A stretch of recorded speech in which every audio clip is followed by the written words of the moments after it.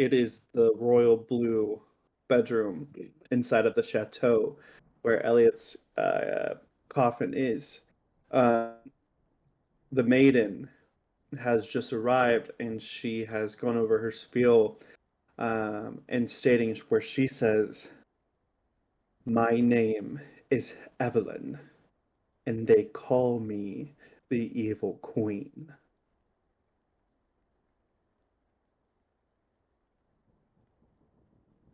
At that, Thal will back up and kind of put her hands up in her fists and be like, "Go away."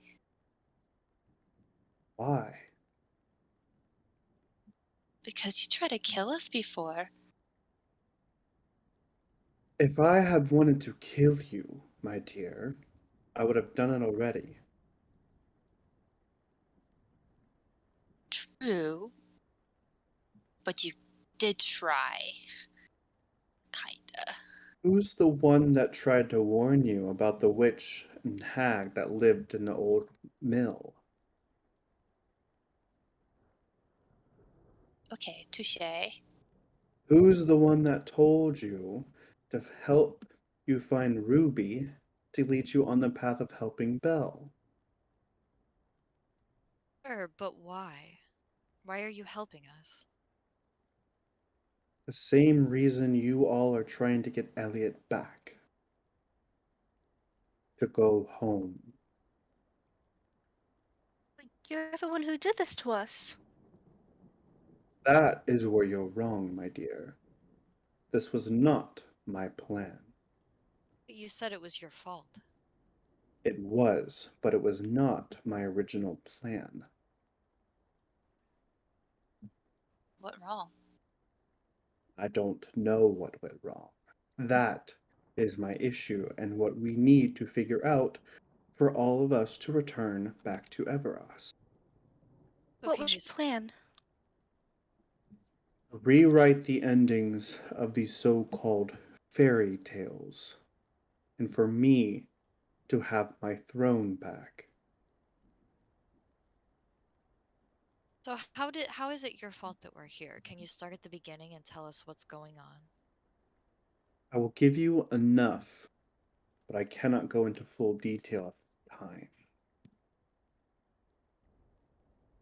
When I was cast to the castle that never existed, me and my other villain friends, if you call them that, were stuck in purgatory for the rest of eternity. We could not go on. It was as if our souls were meant to last in everlasting torture.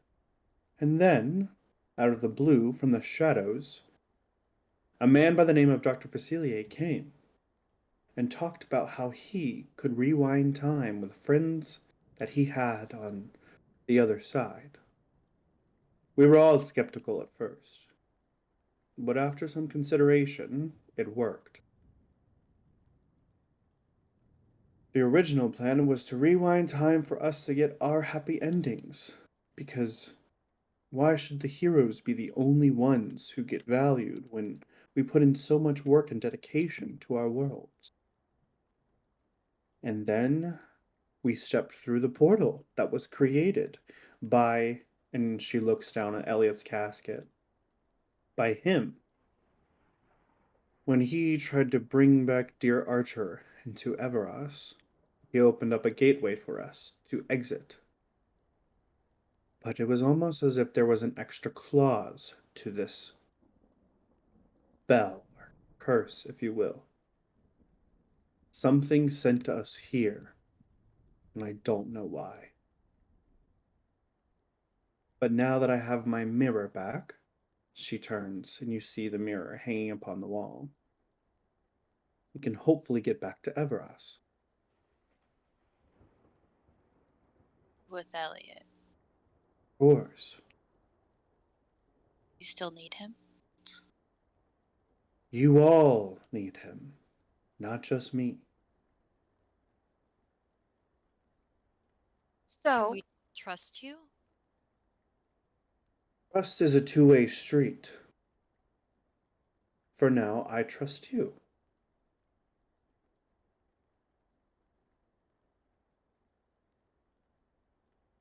for us to trust you. Because your original plan was to go to those story worlds and, well, basically rewrite the past. Just so you could be queen. It's Yes. hard to trust you knowing that if you do help us get it back, you won't try even more. Like, you'd be using him to get us back, to get everyone back. Again, hurting each other. While you have been here, I've done nothing but help you. Rue, True. You can't blame us for being skeptical. You are quite literally the self-proclaimed evil queen. And you did lie to us, technically. You knew who he was. if And I were to tell you that I was the evil queen, would you have trusted me almost the moment you arrived here? Please, tell me, would you? No. Maybe You would not, not have. but now, when everything matters a little bit more, slightly, maybe we would trust you because we knew that you told the truth to begin with, instead of now, where we know you lied. You see? If I would have said, hello, my name is Evelyn Beauclair, the evil queen of Everas, will you help me get back to our world? You would have either ran, fled, or died. You know, believe it or not, Evelyn, we might have heard you out. 'Cause we're stuck here too, but are you just using us? I can ask the same question to you. Are you just using me? We didn't I know you were you. How can we use you if we didn't know you were you? My magic is what is keeping your dear friend Eliot alive. And we are thankful for that. It doesn't And seem like that. very startled right now. If you know, none of us really knew you prior blamed to like yourself. history books. Let me ask you, what happens when we do get back? Are you gonna turn on us? Take over? Do something that we're gonna all regret? I plan to undo the mistakes of my past. That is what I plan to do. I plan to keep your friend Eliot alive until you have returned the rest of the totems to unlock his casket. But you see, he is in a sleeping curse cast by our dear friend Maleficent. Her magic is no match for mine. I'm willing to say that out loud. She will be the only one to wake him, but as you can see here, we don't have enough power to get him out of the casket just yet.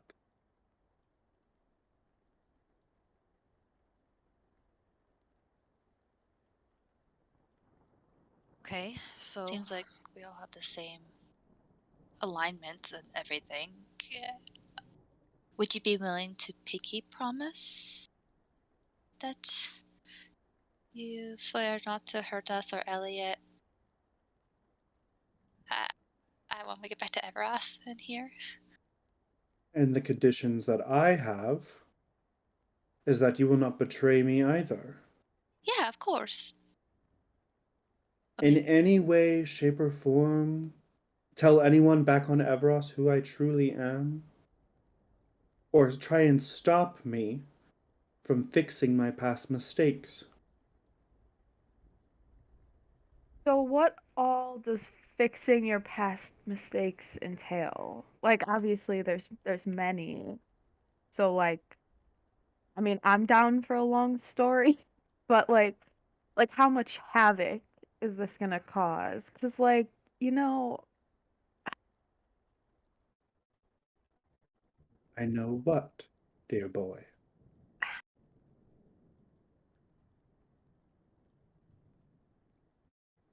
Like,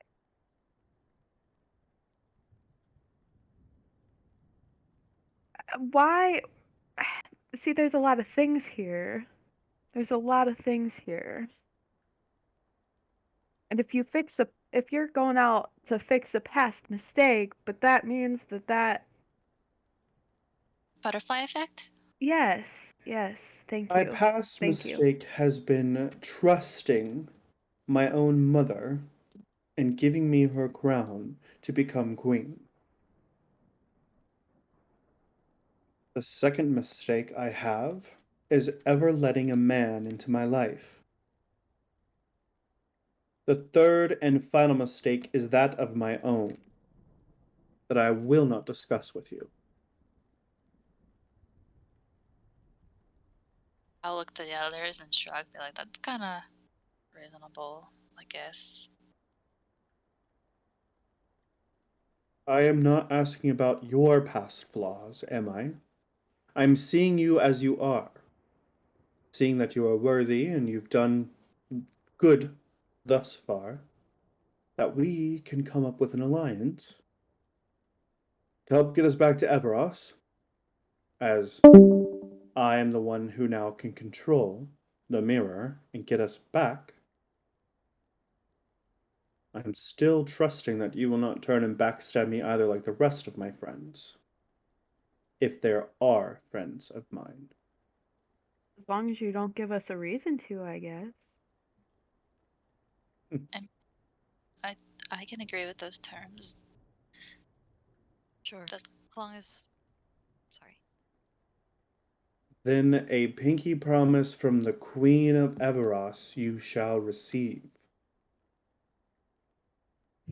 Scary, but I will be the person to do it. This might No, just be the it will be weirdest. everyone. And you are all aware of what happens if you break a pinky promise. No, he didn't explain that part, actually. You die. Oh, okay. It's not bad dying, right? She extends her pinky and crosses it with Thal's. Then it's settled with you. You will do nothing to betray me, talk about my existence to anyone else, and follow what I have to say. Wait, you didn't say that When part. when we get back to Everas. When and if we get back to Everas. And I will not betray you, dear friends. Nobody's going to be hurt because of this. Right? I will do no harm to any of you. You have my word, Including Eliot. including the guardian of Everas himself. And she crosses pinkies, and you feel the grip and chains and pull of magic surging through your pinky, leaving a small tattoo of chains around your pinky. Promise with a human. Do I get a wish now? No. That's not how it works. Only if an eyelash falls out. Oh, Now this might be the weirdest thing I've ever done, but we're gonna go for it. Good. The same thing happens with Lucan. Alright. Trust is a two-way street. Trust is definitely a true-way street, my dear. And she crosses pinkies with Bailey as well.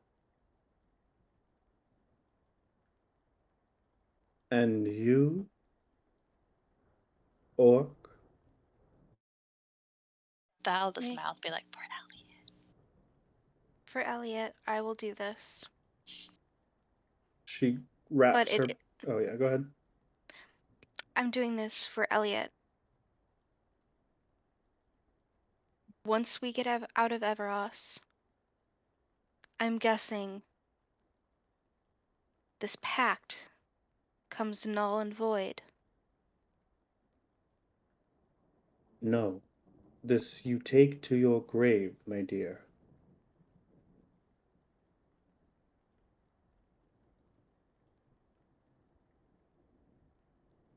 Okay. And she crosses her fingers with Elowen as well. The same chain tattoo forms on your pinky. Side note, that would be actually a really cute pinky tattoo, you guys. Yeah. Just a We little should all chain get it. link. We should That all would be just get it. cute. I Let's would pinky so promise. just a little chain. Like not a full like wraparound chain, but just like a little link in a chain. Mhm. That'd be Finger cute. tattoos actually don't Oh. last very long. That's the whole point. So that We if should you have to worry about a job, it'll just rub off, right?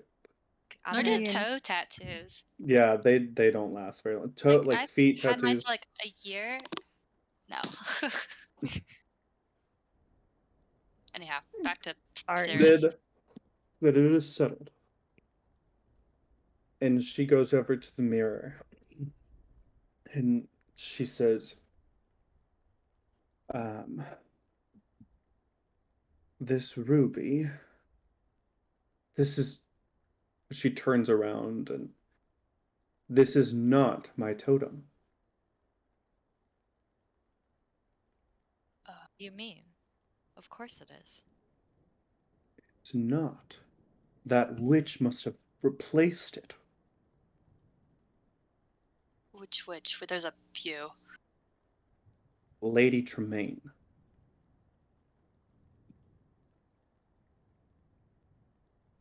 I don't actually remember seeing her at the ball. Did anybody see her? No. Great. I believe it was just Anastasia and Drusella. And where is their mother? Is she like always up to something like feisty and like backstabby? That is but of her will, yes. She cannot be trusted. She'll do anything to gain power, even more than me. Well, it looks like you have a great adversary that we should find. Wait a moment. What is that you have around your neck? Me? Yes. Oh, this is a butterfly necklace that Ella gave to me. Give it to me. Okay. She takes it from Thal and she breaks it in half. Ah, you broke it. This is my totem. And she brings forward the gem that looks like the same gemstone you all had found back in Canterbury Bay. Sneaky. And then she goes and turns back to the mirror and she rips out the jewel that was in the bottom of it and casts it aside before placing hers on the inside. You almost hear this hum of energy erupt from the room. And then you hear the door open and in comes Belle and Cinderella and Adam. And like you just see their faces turn white, like, and Ella, she stands over and she goes, what's going on? And Evelyn turns around and she says, ah, yes, Ella, darling, sweet Ella, and the book and brain-filled Belle. Adam. Adam bows before Evelyn. Ah, a man who knows his place. Are you all ready to journey back to Everas? Yeah. I am. We don't have all the totems. As the totems are not here, my dear. I have a Oh. feeling that Lady Tremaine has something to do with this. And she has found a way to journey back to Everas using that ruby.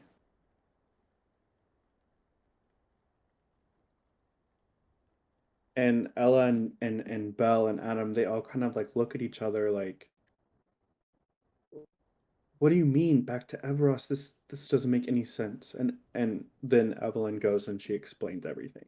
I'm not going to go into all that.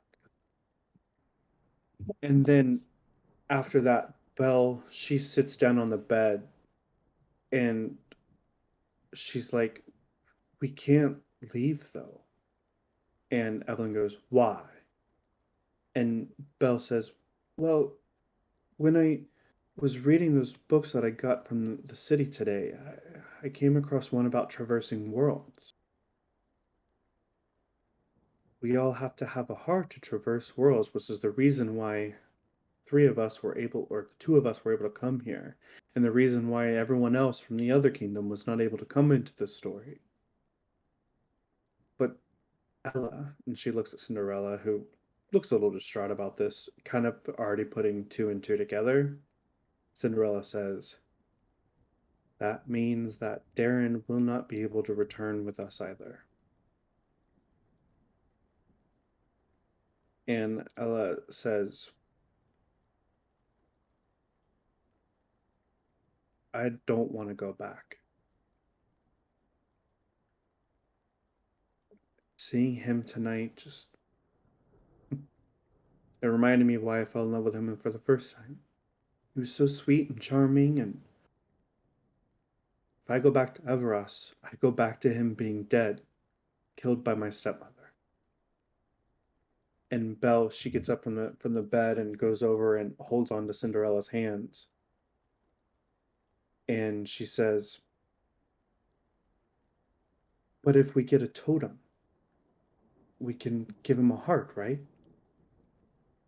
And Ella says, maybe. But I'm not ready to give up on my dream just yet. And Belle and Adam kind of exchange a look. And they say, you're right. We should stay in our own story worlds. We won't be returned to Everas with the rest of you.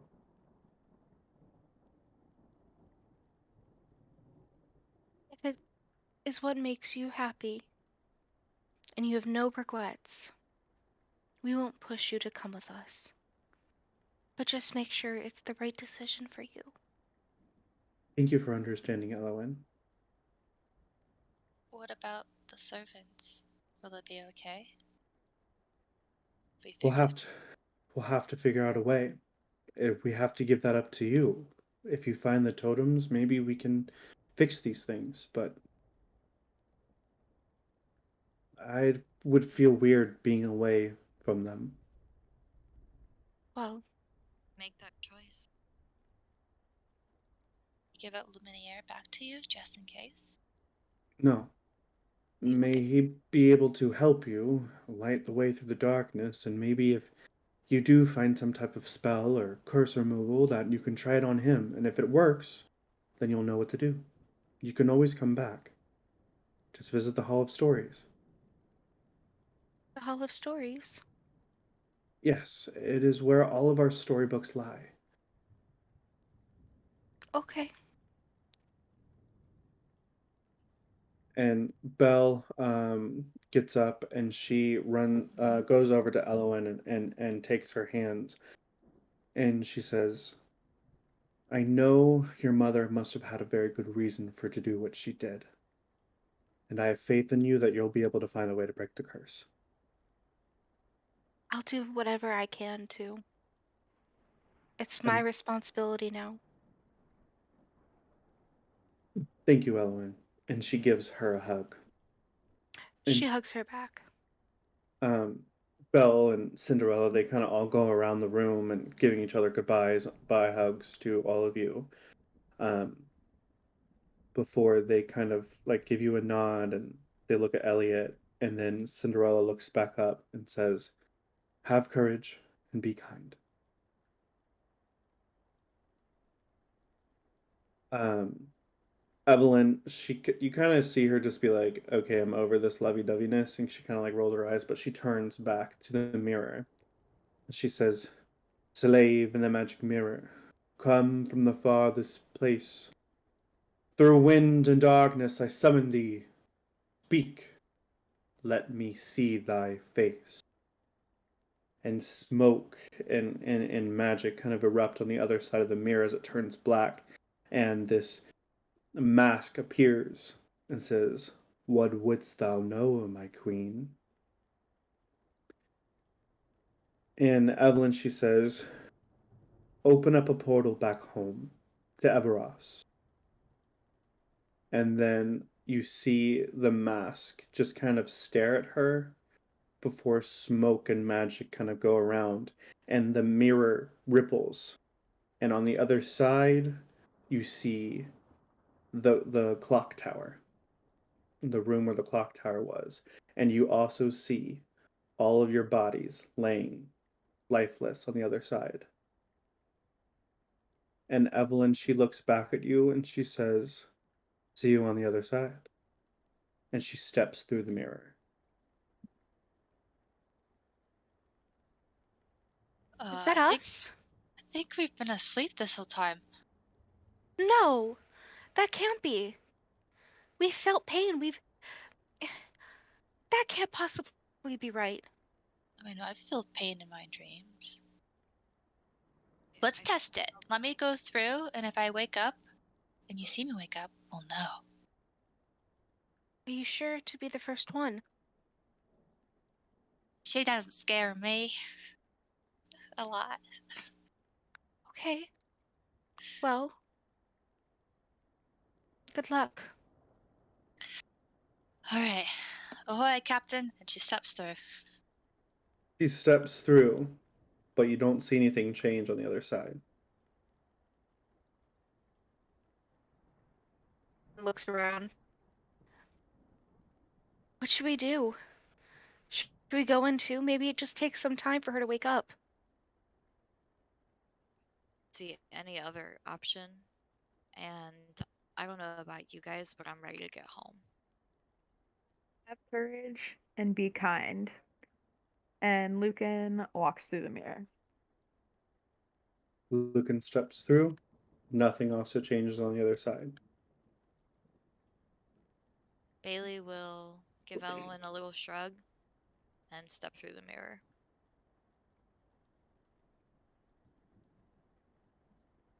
Elowen will look back. Ella, Adam, and she gives them a curt nod. I promise we'll be back. I hope you do. I And she's have faith in you, Elowen. You got this. she steps through. All right, so Ellen also steps through. And immediately, as you all kind of step through this kind of like liquidy feeling, um, you feel yourself almost falling and weightless. Felt the sensation before, and then immediately you wake up in your bodies in the clock tower, where Eliot's casket is below the mirror, and you are all situated exactly as you were before the curse was originally cast. So, were we asleep? She asked the others. We Something have like that. have to have been. We're in the same place. I don't think a magic mirror can turn back time. Where's Evelyn? She looks around. The only thing that you see is that there is a small little piece of parchment on top of Eliot's glass coffin that's like folded over with a heart on it.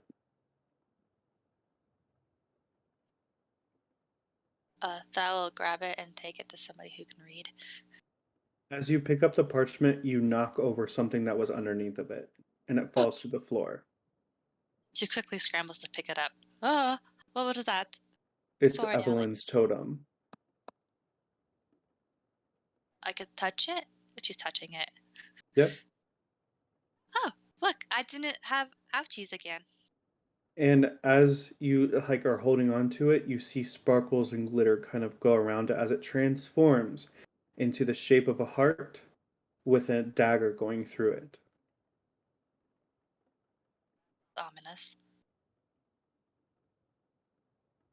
Do you think, she points down to Eliot's coffin, I can touch the hole now? Only one way to find out. And Bailey will hold out her hand for the parchment. Hands it to her. Okay. Do you want to read the parchment first, or do you want to do the totem first? I'm so scared. Let's do the parchment first, just in case. You flip open the parchment, and in a cursive, loopy, pretty handwriting, you see it says, "See you soon, Evie." It just says see you soon. Cute. And then she'll timidly go around the side to where the hole is, and she'll be like, okay, don't harm me this time, Mr. Eliot. And then she puts it in. The second totem fits in its slot perfectly. Looks down at Eliot. I don't think Uh. anything changed. I don't think anything's going to change until we have all of them. She just says to Eliot, Jack and the Beanstalk. Nothing happened. Alright, so my voice doesn't work. Well, When you look back up on the wall where the mirror is, you can see on the other side, you can see Ella, Adam, and Belle. And they all kind of give you a wave before the mirror returns to your reflections. wow. Well, they know we're safe, I believe. Now what?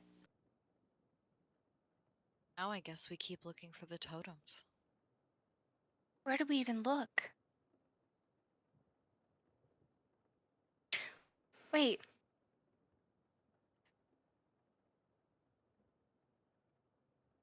Wait. Wait. Waiting. Holding.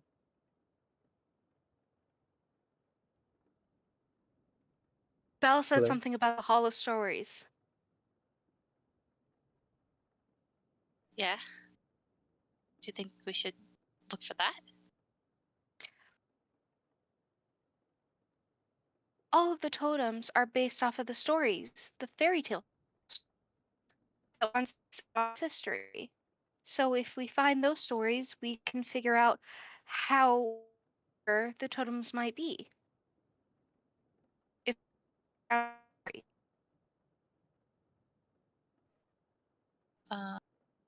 I guess we should find somebody who knows where this Hall of Stories is.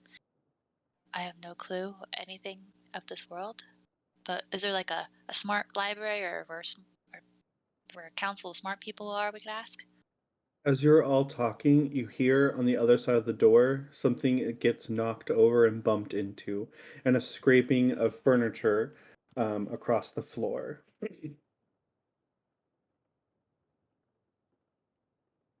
Goes that scary? It could be the brooms though. Remember he had those brooms? Bailey will tiptoe over to the door and peek to see what's on the other side. You roll a stealth check. Mm-hmm. 16. Okay. So you creep over to the door and kind of give it a little bit of a jar to kind of see what's going on the other side. At first, you don't really see anything. You just hear more commotion somewhere in the room adjacent to you. And then eventually you see a figure, looks to be like a woman's figure, wearing like this like blue celestial looking like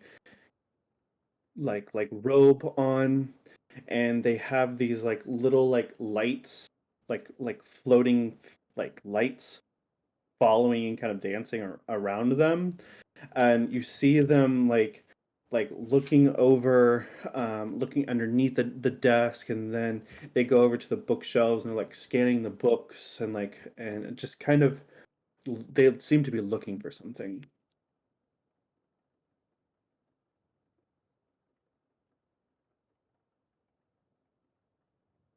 She'll open the door a little bit more and step out into sight. So yeah, you step into the room, and then you can finally kind of hear that she's mumbling to herself. It's this woman is mumbling to herself. You see that she has dark skin, really long kind of locks that go down to the back of her back, and they you see these like gold like little beads and things like in her hair.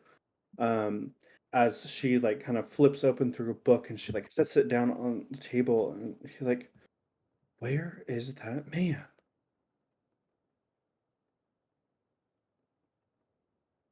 Is there something we can help you with? Your silence kind of, or your abrupt saying in the silence. The woman, she turns around. She's really pretty, beautiful woman, and she like puts the book down on the desk really quickly, and she turns. She goes, "Oh, hi, yeah. Where's Eliot? Who's asking? Jupiter. He was expecting me."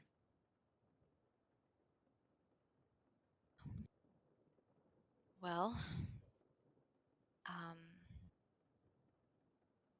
he's not exactly here right now. Is there something you need? Yeah, it is very important. And he needed me here ASAP. Where is he?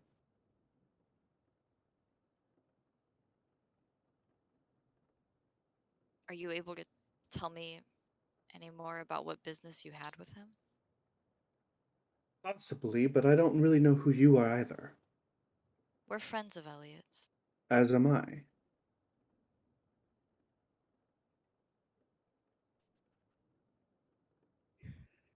I don't have the best news for you. Oh dear, what has he got himself into this time? A coffin. And immediately, like Jupiter, she like her eyes grow wide and almost as if the fairy lights kind of fade in color before disappearing. And she says, "Oh, like he's dead? But he's a phoenix. He can just reborn himself. Like, what do you mean? Where?" Come on, you can come back here. We're trying to help him. We're his friends, like I said. We're trying to bring him back, but it's not a normal kind of dead. And Jupiter, she immediately comes into the room and she sees the rest of you all, and she's like, "Oh, hello, how do you do?" And then she sees the coffin, and she's like, "Oh, no, no, no, oh, my goddess, what happened? Purse. What?" And then she looks up and she's like, "How? Where did you get that?" And she points at the mirror. The evil queen. The evil queen? How? I'm kidding. I'm kidding. Do you really think that we know the evil queen? Well, I mean, you do have her mirror in this room. It was Eliot, here when we got here. Eliot had it here. He was collecting. She like points onto the totems and put it in this mirror here, and then we got transferred to a different world, and then we're back, and he's back, and we're trying to find more of these totems. Oh, wow. Is this why he wanted like you, like you know each other because of the totems? Elliot and I have gone on many adventures together. I am on the court of the Fae, half Fae myself, on my father's side, and we have been in a lot of communication lately because there's been these strange occurrences all across Everas. Oh. Like what kind of strange? For one, mermaids are turning into sirens. Oh, yeah. She just kind of like looks away. That sounds awful.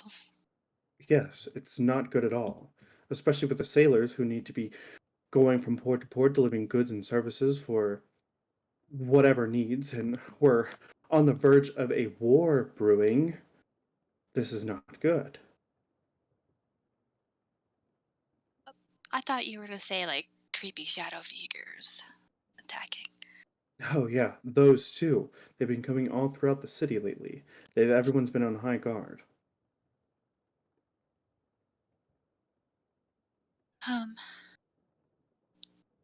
Well, I mean, okay. Well, we just we think we know how to solve this. We think we know how to solve it. Eliot here said he would help with the siren problem.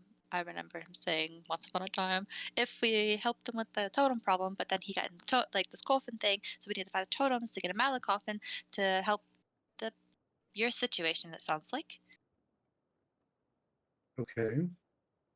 Do you Uh, know where the Hall of Stories is? the Hall of Stories. We're It, thinking that's the best bet to look for the next totem, like the story. The next one is. you see, the thing is the Hall of Stories is like a pocket realm, a pocket dimension. You don't just go there. It finds you. Great. More of that.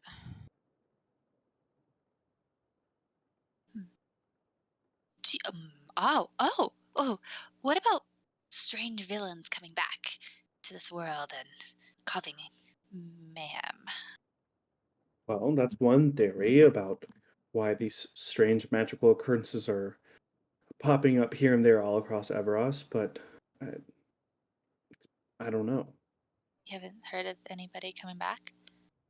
No. Okay, well, there goes that theory. Be a place that you'd find a really strange thing. I don't know.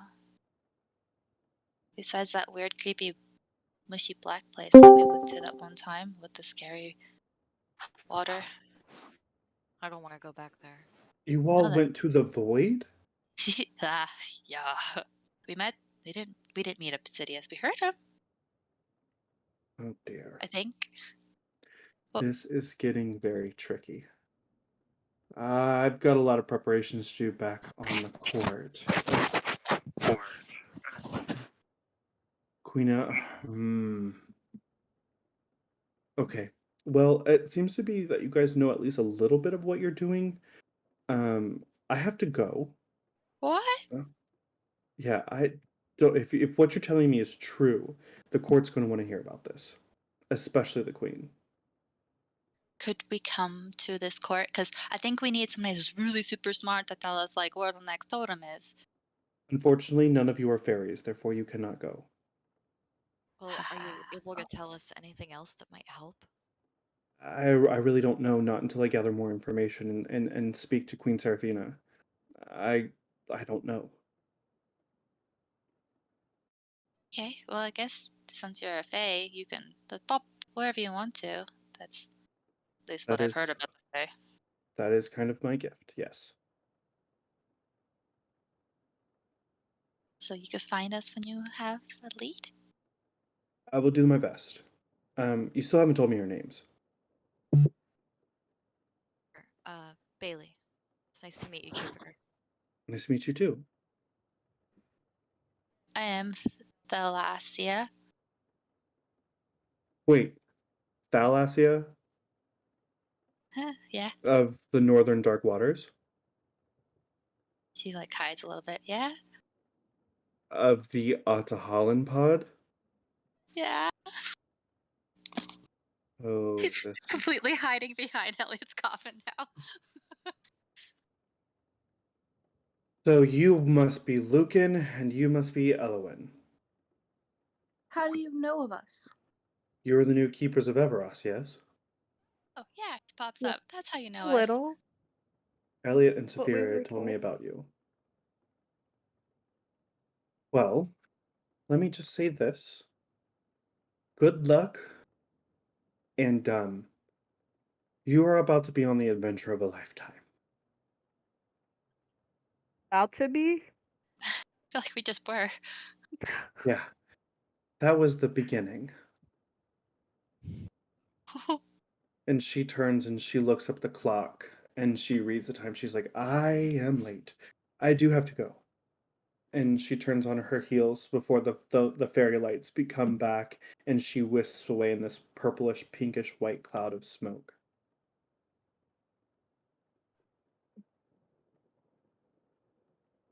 That was something. Right. Maybe. Wait. Oh, duh. Remember when Eliot said him and Sapphiria were like looking for the totems before? What if we retrace their steps? They have to have some like journal they kept, right? I mean, look at all those scribble thingies they have out there. Yeah, but did it turn up any results? I mean, they found them before. That's true. It's Bad one idea. place to look. It's the Hall of Stories is the way. Mm-hmm. From an open window where you kind of see the darkness of the city below and through the rain clouds, you see this bird come swooping in, and you realize it's an owl, and it perches upon the desk where there is a large open or large leather-bound book sitting on top of it in like one of those like book resting kind of place, like that props it up for you to read. I don't think I want to touch one of those again. Well, hello, Mrs. Bird, Mr. Mrs. Bird. It like hops around on the desk and like looks at Elowen. Elowen, she goes ahead and she casts speak with animals. The bird like ruffles its feathers and it goes, "Well, hello. I'm so glad you're here. My name is Archimedes. I'm Eliot's familiar. At least one of them. I hear that you are the new keepers of Everas. I've been flying for a very long time, so I am quite tired. But I'm Well, here to help." you can rest now. I'm Elowen, as you must know, and it's nice to meet you, Archimedes. Thank you, my dear child. You're here to help, you said. Yes, absolutely. Anything you need, if you have questions, you can always ask me, and I will do my best to repeat what I've learned from Eliot and Sapphiria studies, which you will find right here in this Arcanum on the desk.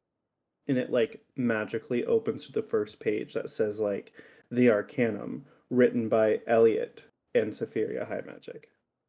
Oh, thank you so much. Do these talk about their travels and finding the totems? Oh, all the time, and they always keep it down in this book.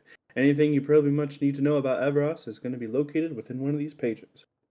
Spells, enchantments, potions, raps, routes, histories, bios, whatever you need, that book will be your guide. Now, who's thirsty and who's hungry?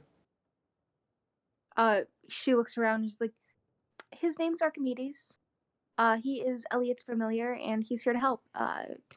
She explains everything that's in the Arcanum, all of that. He also wants to know who's hungry and who's thirsty. I am so thirsty. I want some water now. I Okay. could eat. Uh, Everyone else kind of like sees Archimedes like hoot and flap its wings, and then you see the brooms start to like pick up, and then they start bringing over tea and water and fruits and vegetables, pans of bread and other things that they've gathered, and they kind of all set it out on this dining set for you all to eat and enjoy. Thank you, enchanted weird broom thing. One of them just kind of stops, stares at you like what you would think would be staring, and then just goes on about its business, sweeping in the corner. Everything's so scary here. All right,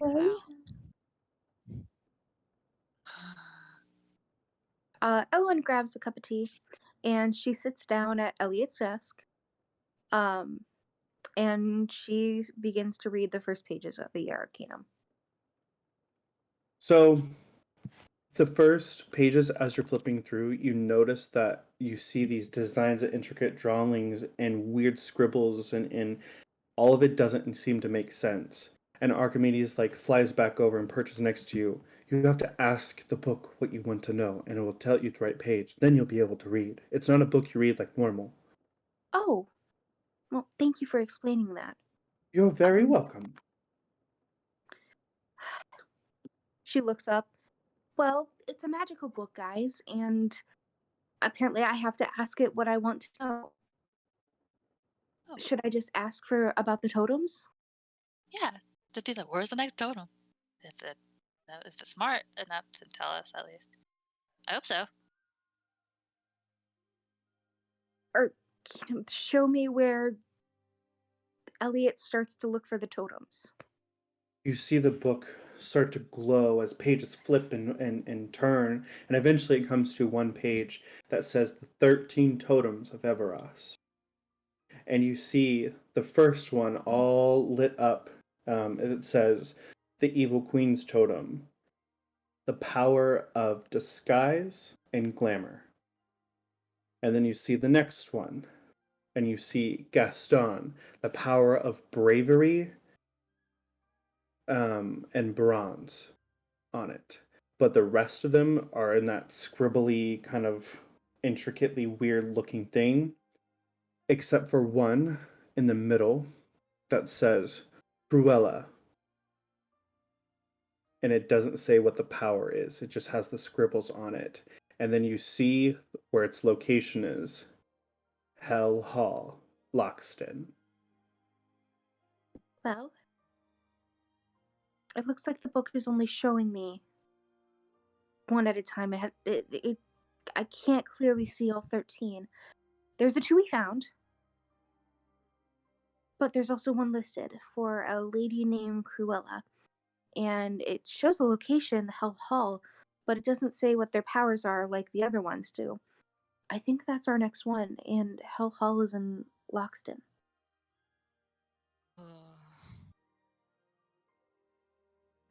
I was just looking at Bailey. Bailey sets down her cup of tea. Okay. Let's go to Loxton. How do we do that? I don't even know where this tower is. Eliot whisked us away.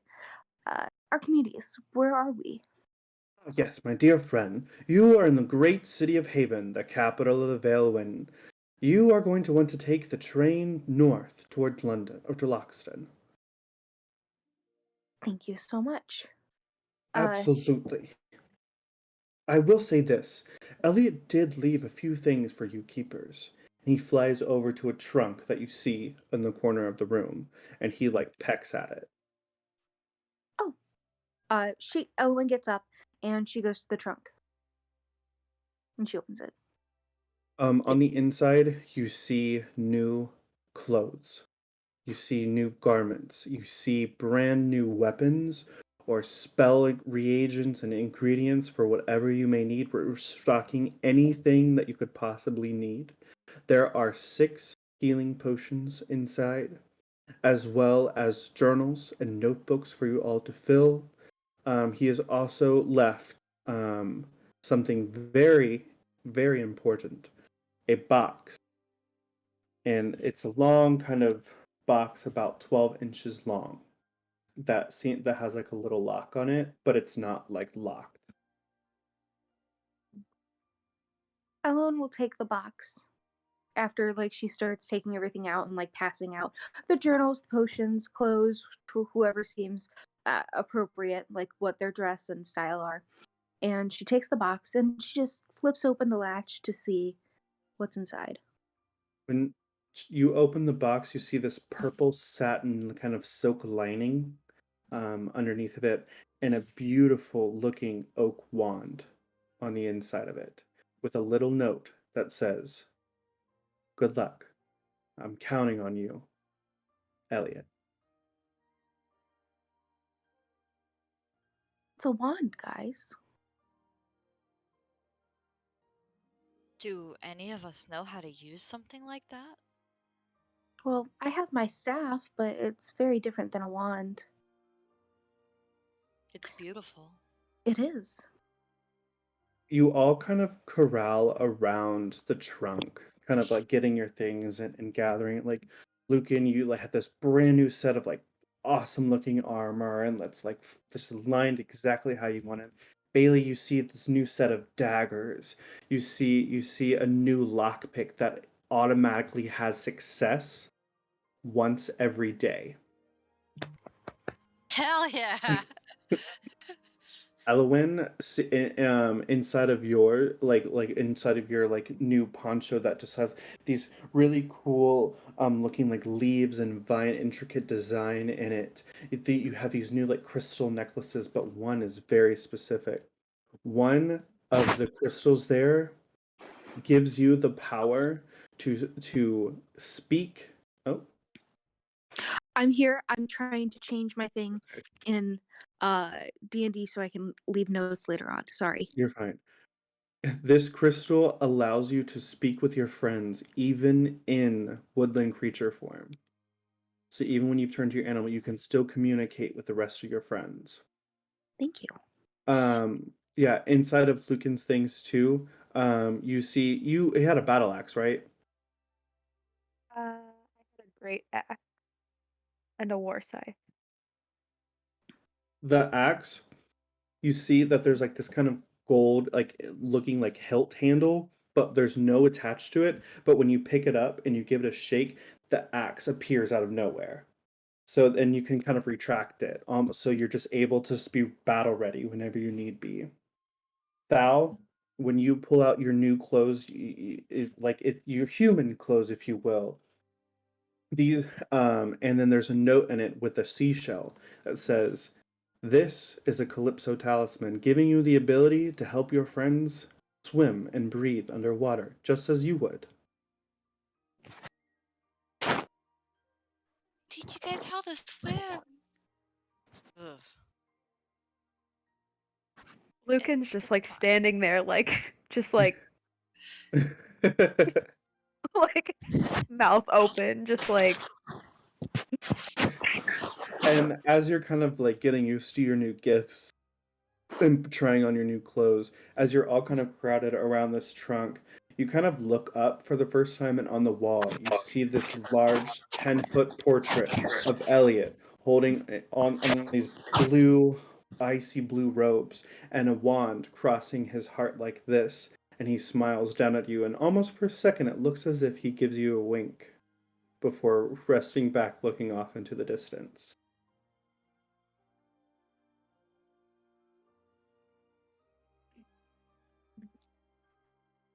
Does the wand in the case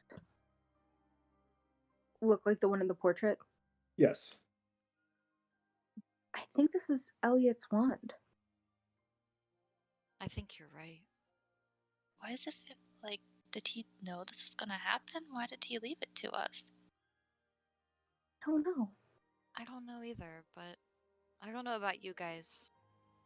Something about this makes me feel hopeful. Like he's still with us. He's still looking out for us, even though he's not here. I agree. Thank you, Mr. Eliot. Thank you, Eliot.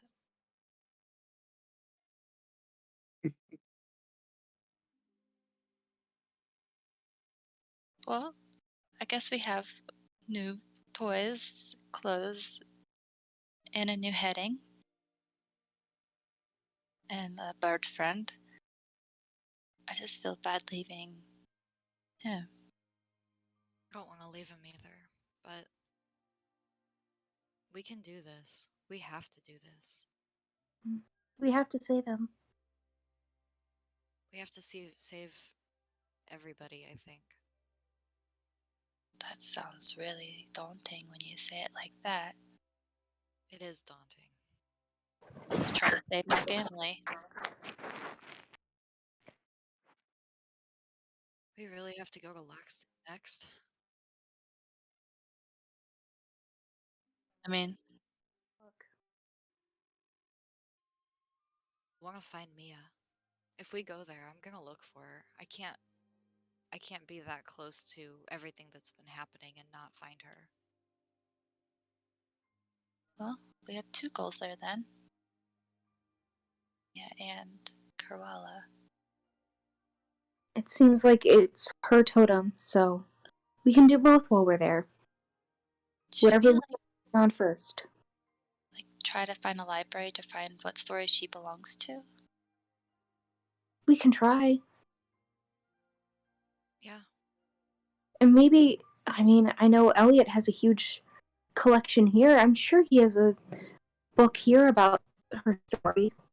Are you able to ask this book if it knows anything more about her? Yeah, let me try. She goes to the book and she looks down at it. Do you know anything about Cruella? So the book flips open and flips a couple pages before you see a drawing of this woman, this very skinny, gaunt looking woman with these large furs and this black tight dress and these long red kind of gloves. And the most startling thing about her is her staunch black and white, crazy looking hair. Um, and you see that her name is Cruella de Vil. Um, it gives a quote underneath of her picture that says, "I live for furs. I worship furs. After all, is there a woman in all this wretched world who doesn't?" And then you start reading the passage. It says, regarded as a witch or a devil woman, Cruella's infatuation with furs drives her into a murderous insanity.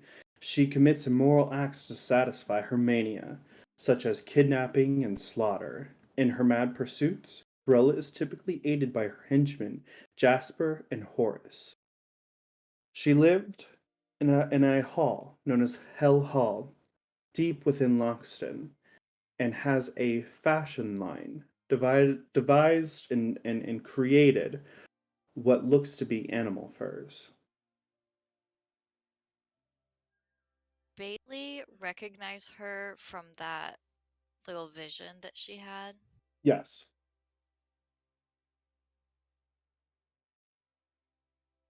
I've seen her before. Sure.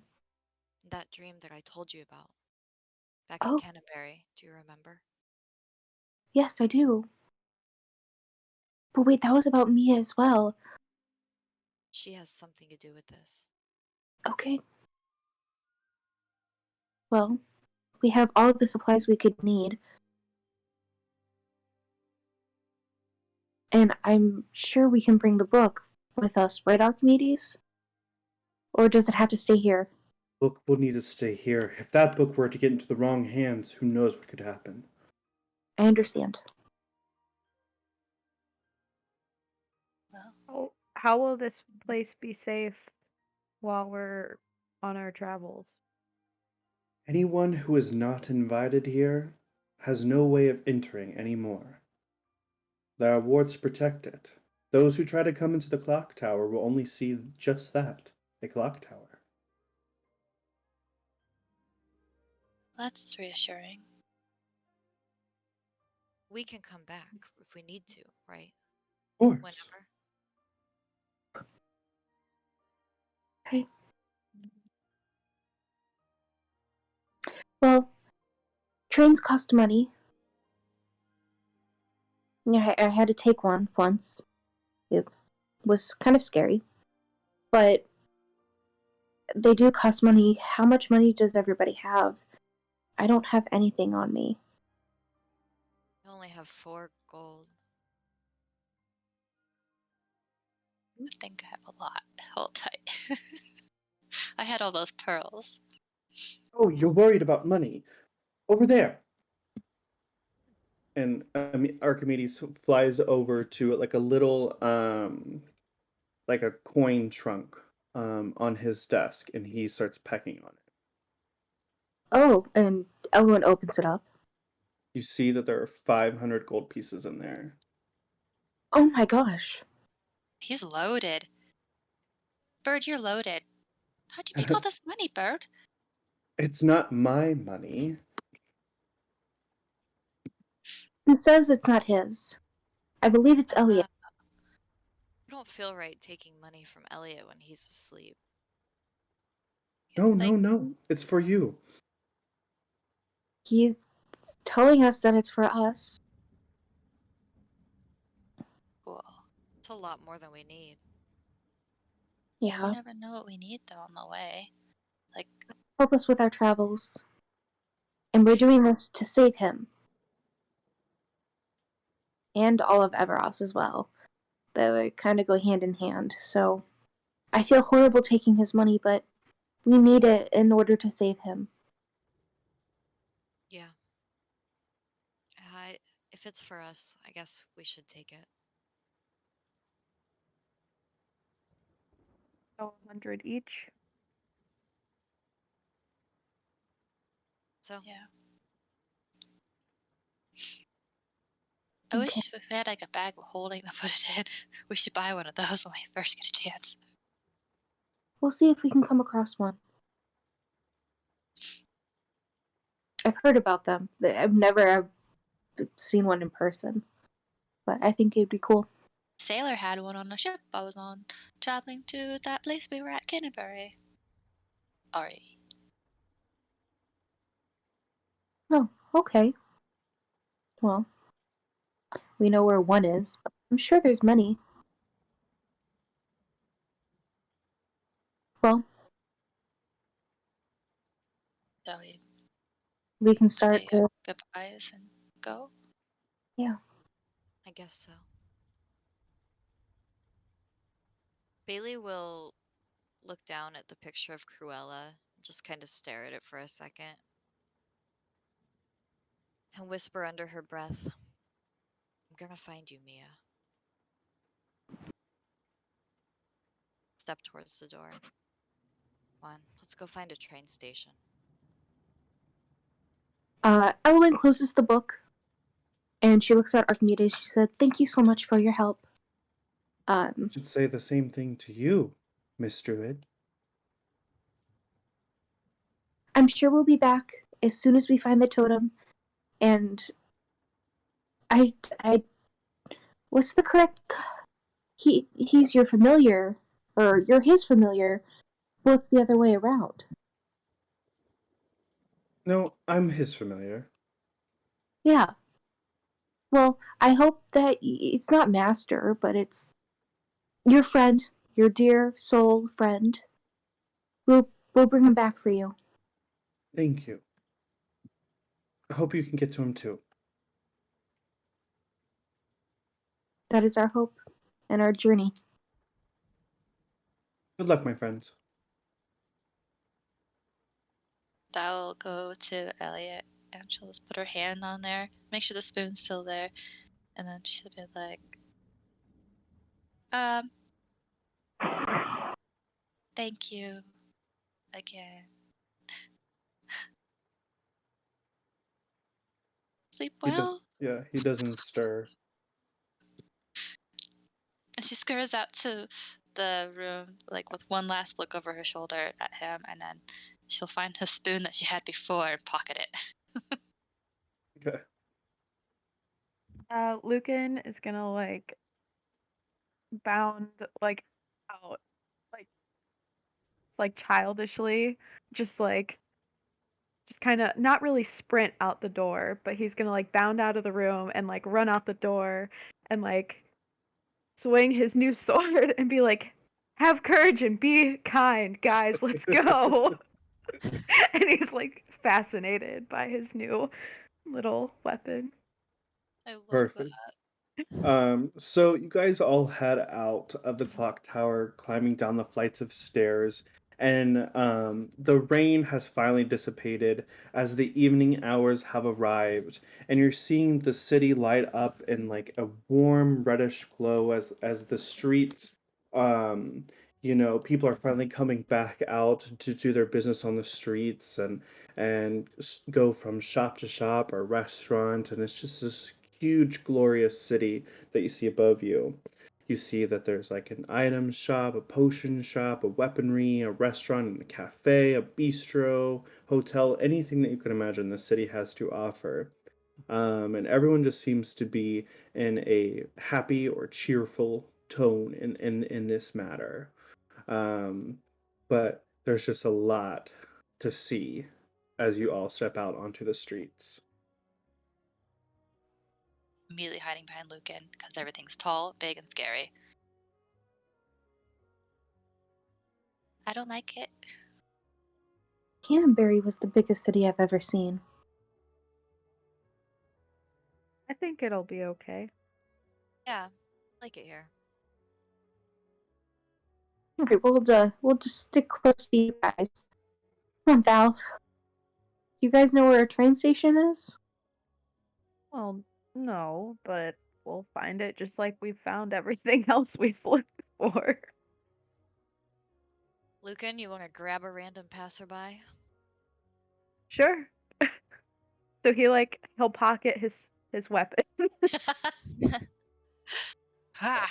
and he'll just like walk up to the next person he sees and hand on the shoulder. Hey, can I have some help, please?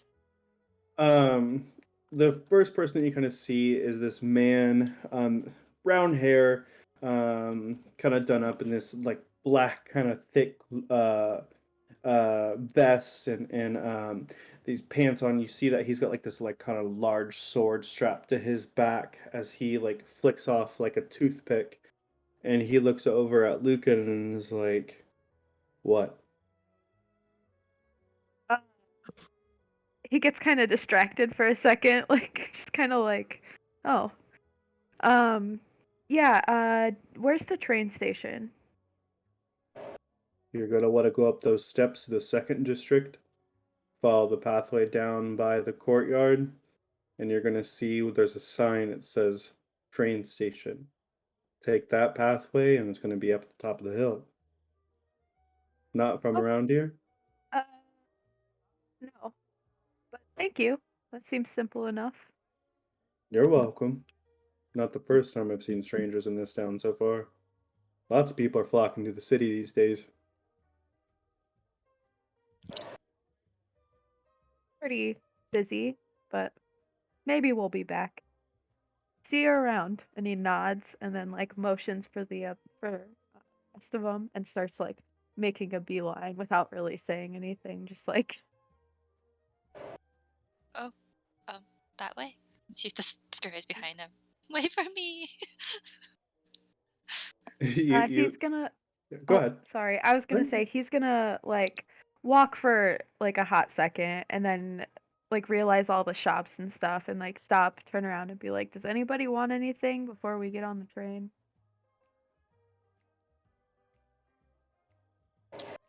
I Not to have make it everything we could possibly need. Eh, I just wanted to make sure. big, just all new stuff. I don't need anything. Okay, onward ho. And because he saw the other guy have his sword like on his back, he's gonna like take his back out and just kind of like march along with it. So you like kind of parade the streets, going and following directions of the stranger that you found, before just kind of meandering your way through the city, following his directions. Um, as you have the like the sword out, you see this like group of like teenagers kind of just like running around, like playing. Like one of them is skateboarding, the other one is like playing with something on the ground, and the other one, the girl, she's just like kind of like watching her friends kind of like hang out or whatever. And the one kid, he kind of looks like this kind of like blonde, sandy blonde hair, kind of spiked up, and he says, "Hey, mister, nice sword." Lucan nods. Thanks. I think so too.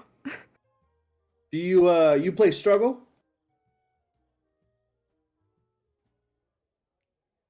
No, don't believe I have.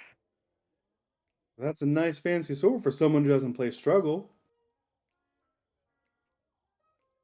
Pence, Olette, talk to them about playing Struggle. And Olette, the girl, she kind of gets up on the wall and she goes, Hayner, just let them do their business. We don't need this today. And Pence, he kind of stands up and adjusts his shirt and he's like, "Hey, clothes look a little weird. I've never seen you before. Are you from around here?" No, but it's a city. There's lots of people. Hmm. Well, good luck. And Hayner kind of punches Pence's shoulder, and they start running off. And Olette, she like shakes his head. She goes, "Boys," and she runs after them. He's gonna kind of like, just kind of like smile a little bit, like at the childish antics, and just keep walking, leading everybody. So eventually, you come up to this huge train station on the hill, just as that stranger had said. And you see that you say like Haven City Grand Central Station. You all head inside. Alright, so inside you kind of see this huge dome, and then you see that there's a ticket booth, and you see like departures and arrivals, and it's from all places throughout the region. And beyond that, there's like gates for you to go to your terminals and things like that. Um, there's no one in line at the ticket booth at this time.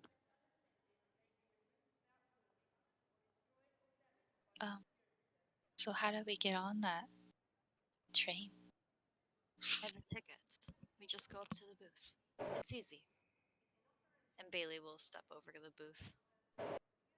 You step over to the booth, and you see there's a teenage elven woman who has these kind of like winged tipped glasses, and her hair is kind of all pulled back, and you see like on her name tag it says Dottie on it, and she says, "Hi there, what can I do for you?" I need one ticket to Loxton. One ticket to Loxton. Alrighty, next train departs. Well, you're just in luck. There's a train that departs for Loxton in about 20 minutes. One ticket. Okay, you just want a regular cabin, a regular seating, first class. What would you like? How much do they cost? Well, just regular general admission's going to be about 50 gold pieces for you, hun. And then after that's just going to go up in increments of 50. First class is going to reach you all the way to 250. Regular ticket, I think, will be fine. It's What? just like 50. Perfect. That would be $50 here, and she pulls it over and she starts typing on this little machine that she has there. She goes, they just implemented these. I'm really liking it, but I hate working here. And she's like putting them in, and she puts it in. A little cash register pops out, and then you see this little ticket print. She rips it off and she slides it under the window. She goes, "There you go, doll. Have fun in Loxton. Just make sure to have your passports and papers ready before boarding." Right. What papers exactly? Just an identification of where you're from. Right, thank If you. you have them, I can pre-check you. It's kind of a slow night tonight. Does Bailey have any of that stuff? She has her Loxton identification papers. Okay, yeah, she'll hand her her ID papers. I see here, Miss Bailey. Okay. You're from Loxton. That's interesting. No accent. You must have moved around a lot when you were a kid. I did. Yeah, I grew up traveling. So what brings you to Haven City? What brought you, I should say? A friend. Friends. Going back home? To visit. I see. Well, safe travels, my friend. And she pulls out the little stamp. She stamps her papers and lets you go. Next! Yeah. She'll step back, kind of give the others a thumbs up.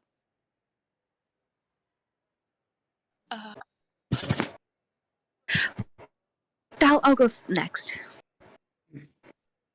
Well, hello Ellen there. goes up to the ticket. What can I do for you, sweetheart? I need one ticket to Loxton. Oh, one ticket to Loxton. Do you know Miss Bailey over there? She just got a ticket as well. I do.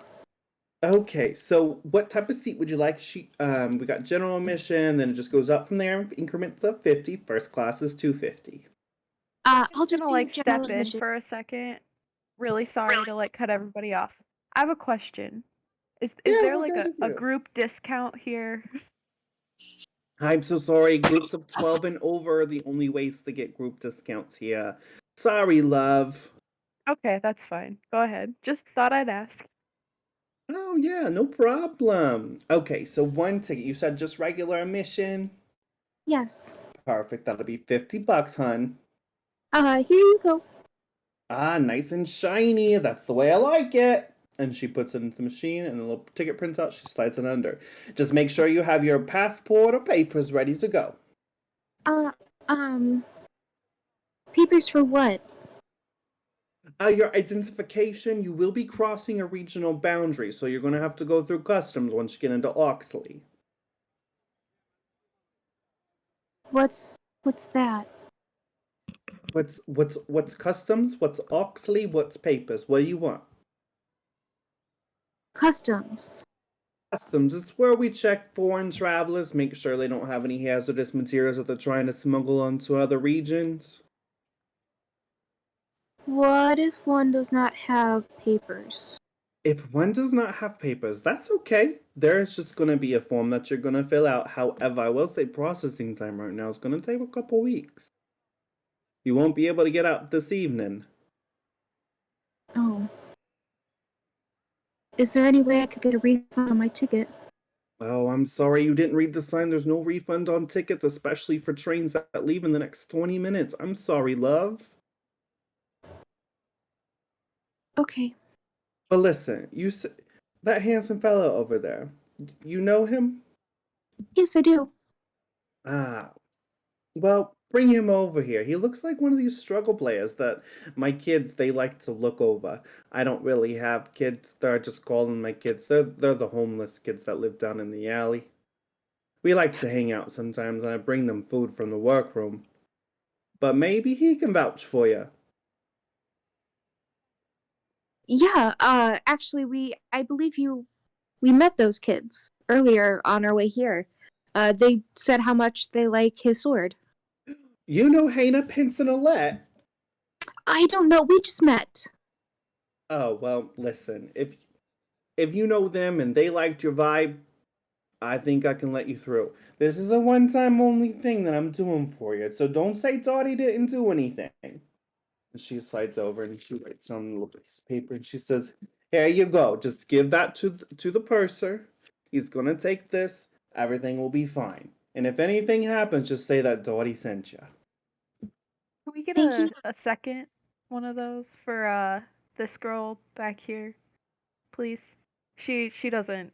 I don't think she has any papers. Do you, Thal? Dottie leans over, like to see past you, and she tilts down her glasses and she goes, all right, you're pulling my leg, you're pulling my leg. I guess I can, but on one condition. Will you give me an autograph so I can give it to the kids? I've You never are the Cloud, right? I saw your big sword. You're the Cloud, famous struggle extraordinaire.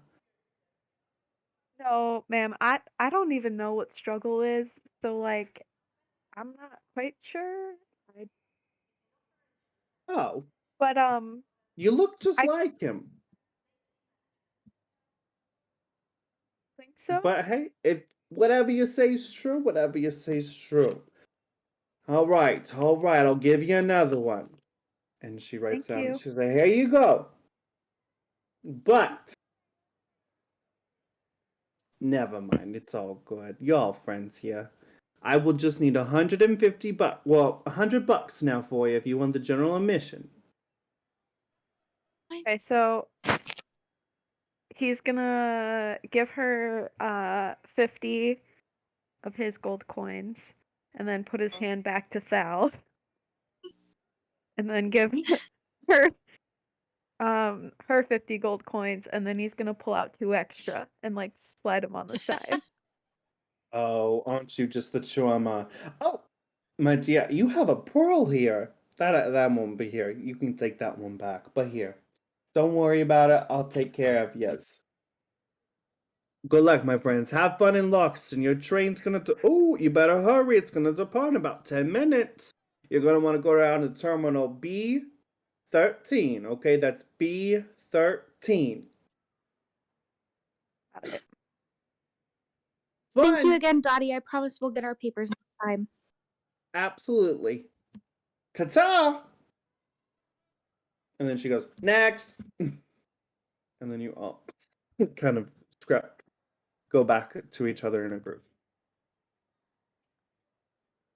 Well, I guess we Yes. better get going to get a seat.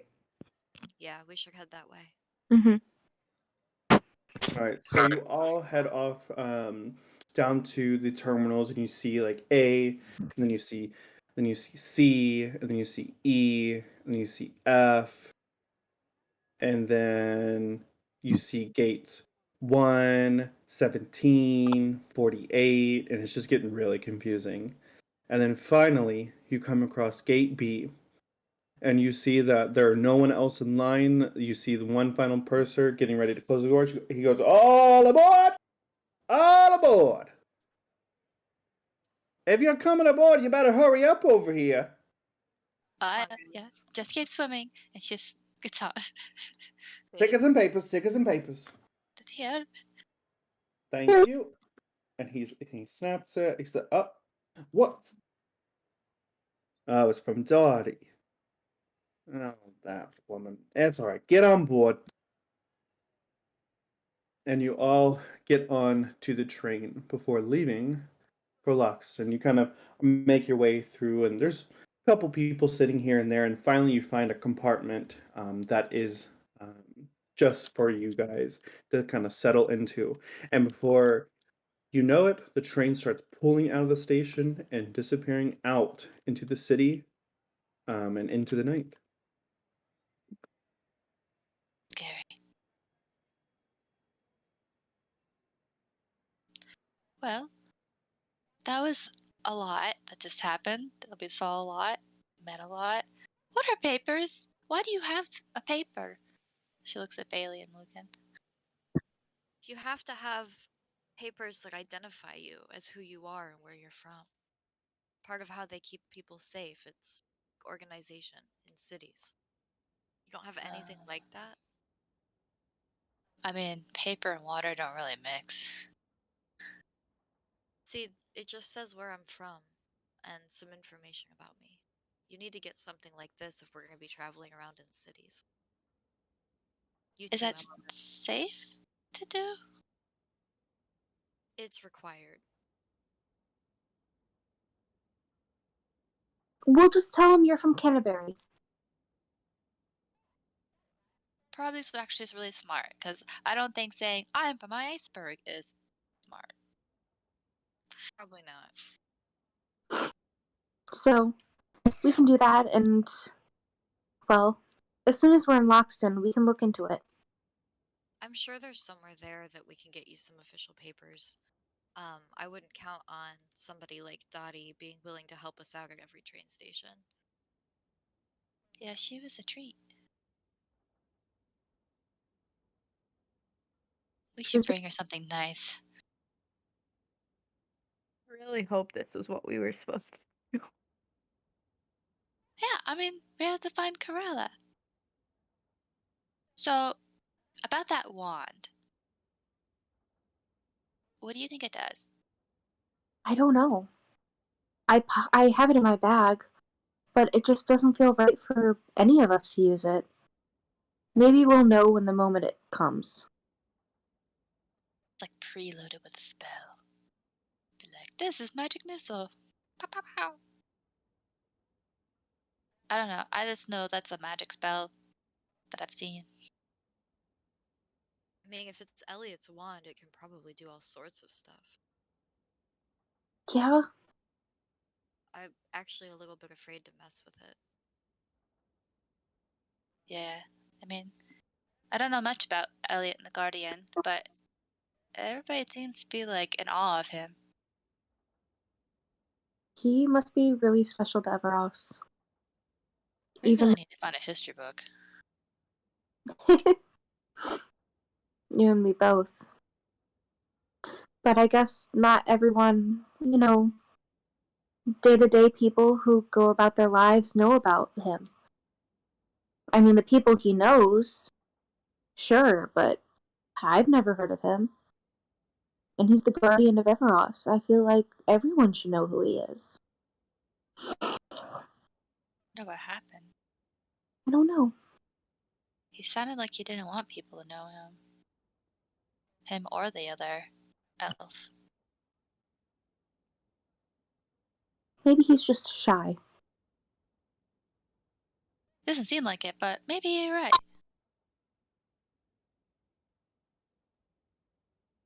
Sure, he can tell us all about it when we get him woken back Mhm. up. Sorry.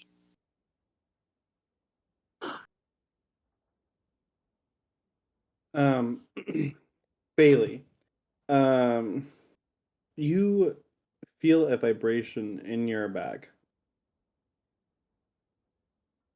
Bailey, who is already getting a little antsy being on the way to Loxton, jumps a little bit, like startles, and quickly reaches into her bag and pulls out her crystal.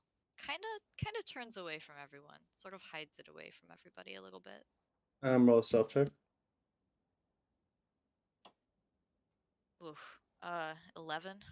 Does anyone have a passive perception above 11? I have 11. Is that like my passive wisdom spot? Yeah, it's the same thing. I have a 13. So Thal and Lucan both see this happen. I do too. Okay, so everyone kind of sees this happen. But you pull out your spear, and on the inside of the spear you see a message that says, "Meet us in cabin 18."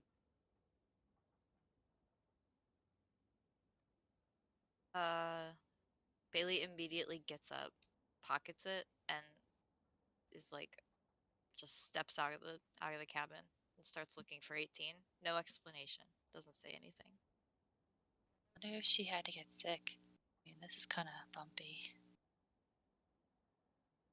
So Have we yeah, go ahead. haven't seen her use that before, right? No. Okay, I couldn't remember if we had like seen her pull it out or All not. right. So yeah, go ahead. Oh, I was gonna say Lucan would probably get up and be like, "What the fuck," and like follow her. Like sneakily or just like follow her. No, just like what? Like, where are you going? Like, what are you doing? Okay. Bailey, you see this. She'll just kind of call over her shoulder and be like, "I'll be back." Where are you going? Like, what was that? She's just kind of busy looking for cabin 18. Like she is on a mission, kind of more or less ignoring Lucan at this point. Okay, so you guys continue passing down the halls. You are in cabin 49, so you keep going. You see the numbers descending. She looks frantic, like she's just like completely focused on what she's doing, and she goes to cabin 18. Lucan, do you still follow?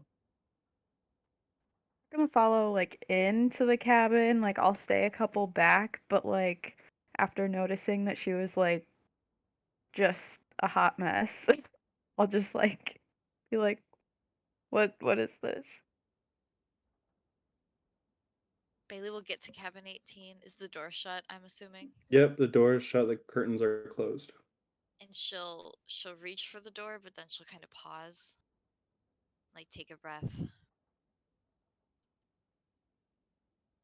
Sure, if she should just barge in,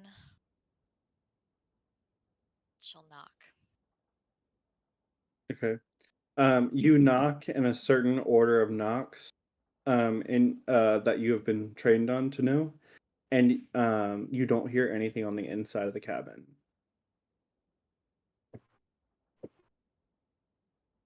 She'll pull open the door. Doesn't look like there's anyone on the inside. She'll go inside and start looking around, just kind of moving anything she can move, kind of looking around the seats, like just kind of turn in a circle, like double check Okay. the message. Lucan, what are you doing? Uh, He'd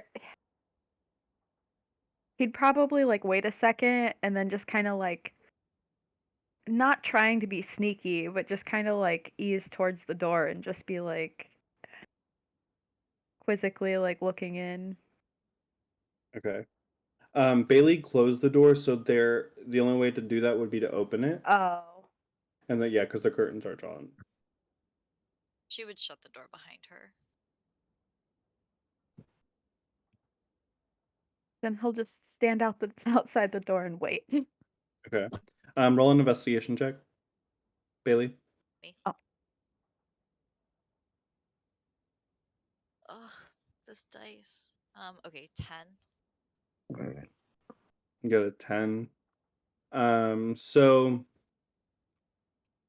you see that there is a suitcase up above the seats with a lock on it. She'll reach up and pull it down. You just see it's kind of this black leather briefcase with a ornate golden lock on it. Anything about it look familiar in any way? No, it is discreet black suitcase She will try to pick the lock. with her regular tools or with her automatic success tools. She won't use the auto success yet. She'll try to do it on her own. Okay, go ahead and roll. Let a hand. 15. Okay. So you open up the lock, and on the inside, you see that there is a parchment paper in it, with a dossier on it, and when you pick it up and read it, it says Bailey, and it says your next assignment will be given to you at your destination. Prove to us that you can disarm the bomb attached to the train in order to prove your willingness to the Syndicate.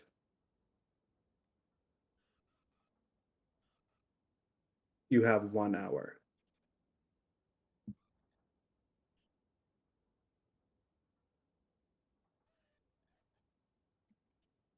Okay. um. Okay, she'll process that for just a couple heartbeats. Look around the cabin one more time, make sure there's nothing she missed. Roll investigation check. Okay, so dirty 20.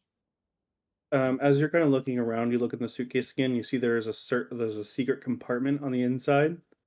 You kind of flip that open, and you see that there is a kind of like a napkin, like one of those like old dainty kind of cloths, like a sneeze cloth, and written on it, like in this horribly like written ink, and it says, "We know where Mia is." And then you see a blood stain kind of smeared on the cloth.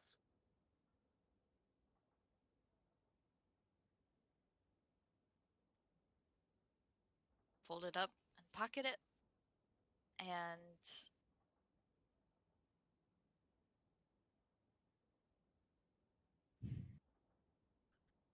can she send messages through the crystal or only receive them? You can only receive them right now. Okay. She'll pocket the cloth and she'll close the briefcase, lock it, and put it back the way it was when she found it. And she will step out of cabin 18, looking sort of in her own head. Lucan, you see this? Not her pocketing everything, but you see her, yeah. Uh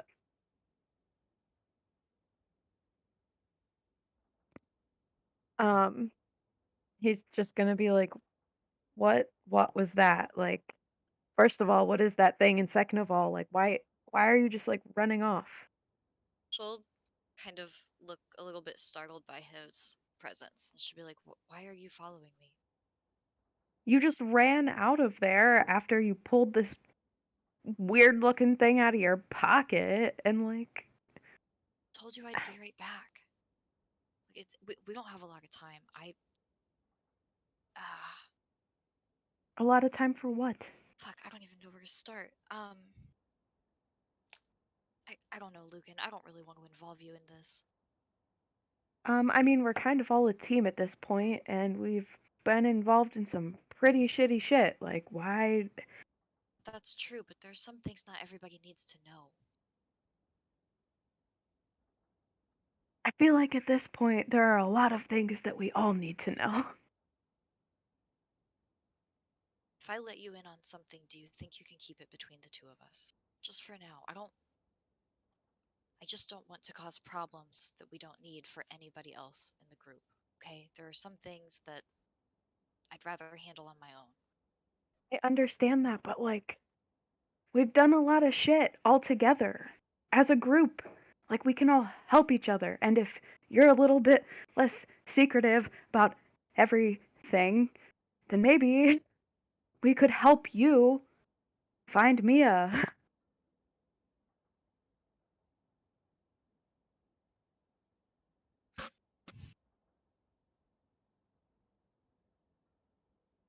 So if I tell you something, you're not going to keep it between us.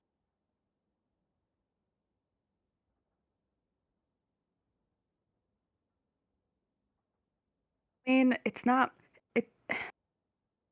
my news to tell the whole group, but how can we all help you? And how can we all help each other if we're all just keeping shit to ourselves? Really my choice. It's kind of a secret thing. And if that secret gets out, if you guys get involved, it might ruin some things for me personally. Does that make sense? I'm just trying not to compromise myself or any of us. Then what can you tell us? I think there's a bomb on the train. What? I know. I don't know. I don't even know where to start looking for it, but we need to find it and we need to disarm it like now, right now. Okay, well, should we tell everyone else so they can help us look too? Like the two of us can't cover as much ground. I don't.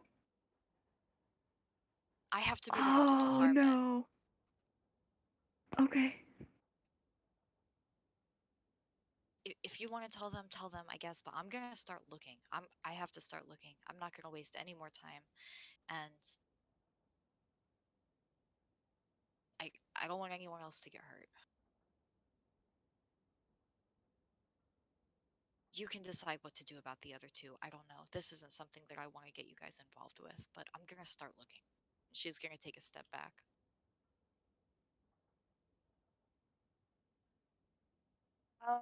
He will quickly walk back to our cabin. Wait, Lucan. What? She'll call over her shoulder. Yes. If you want to tell Thal and Elowen, fine. But don't start a panic on the train. This has to be discreet. I can understand that. I got it. Bailey will turn and start looking around the train, moving as quickly as she can, looking for anything that might be a lead, anything suspicious, anything that might direct her towards a bomb. Okay, roll investigation check.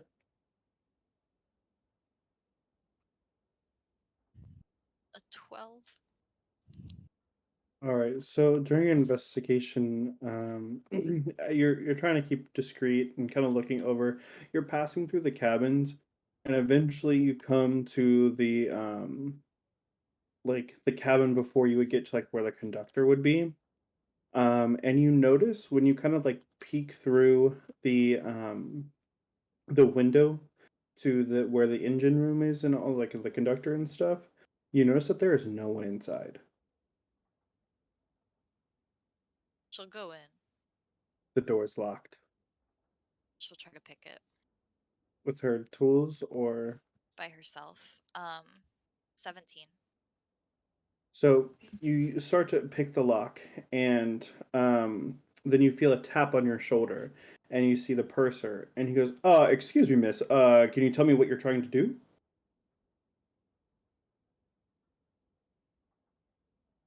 I was looking for something. By trying to break into the conductor's room. There's no conductor in there. What do you mean? Look, there's nobody in there. Isn't there supposed to be somebody in there? The purser, he kind of peeks his head through the window to see, he goes, oh dear, this is not good. This is not good at all. I And was he, trying to help. I was trying to figure out if something was wrong. roll deception. Ooh. 21. He pulls out his keys. He goes, thank you, miss. Very, very, very, very good. And he's like starting to fumble with the keys, and you see him trembling and freaking out. And then he just kind of like gives you the keys and says, okay, well, if you know what you're doing, then here. And he gives Bailey the keys, and he's like, I gotta alert the rest of the people. Wait. What? I I do know what I'm doing, as a matter of fact, and I think it would be best if we didn't start a panic over this. Let me make sure everything is all right in there before we alert the people. Okay, we'll hurry up then. Okay, I will. She'll quickly open the door and go inside and kind of push the door shut. Like, So he doesn't follow? Okay. yeah. So in the conductor room, you see the train track ahead of you, and you see where there is some like pulleys, some chains for the horn, and you see the control, like where you would control the steam and stuff, and you see that the like the full steam ahead is pushed all the way up and broken. Um, her hands are shaking a little bit, but Bailey will stay calm and she will investigate the lever and all the different pulleys and kind of just sort of feel around and look for anything that looks like a bomb or anything that might indicate like a struggle with the conductor. Okay. At this time, Lucan, you have arrived back to the cabin. So he's just gonna kind of like, slide in, just like all calm. Hey Hey, guys. do you have to go Uh, pee too? no. Um, so you know how we've all helped each other a lot and like done some things together, right? I think we need to help Bailey. But I need you guys to like stay really calm because she told me to tell you to stay calm, and I'm not sure what's going on entirely, but she told me there's a bomb on the train. A So what? like, sh- it's fine. We'll be okay, but like, It's a bomb. I feel like more people helping her situation. That's what that little thing was. I don't really know how she found out, but like I think we should try and help. But she said not to make anybody panic either, and she said I could tell you guys, but you have to make sure that we don't panic everybody. So that little thing told her that there's a bomb on the train. Bomb? I think. Do you eat it? I want to eat it. No, Thal. It's It goes boom. bad. It goes Bad. boom, die. Boom, die. Yes. Yeah. Like a mine. Yes. Okay. Where is it? We don't know. At least I don't know. And she said she didn't know either. I Where did she head?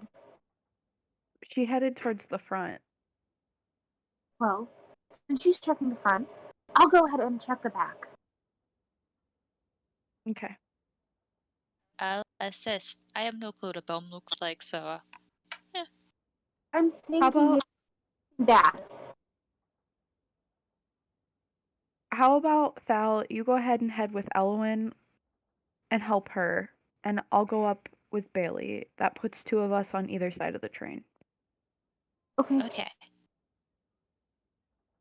Right. So as you turn around to like open the door, it startles you what you see on the other side of the window.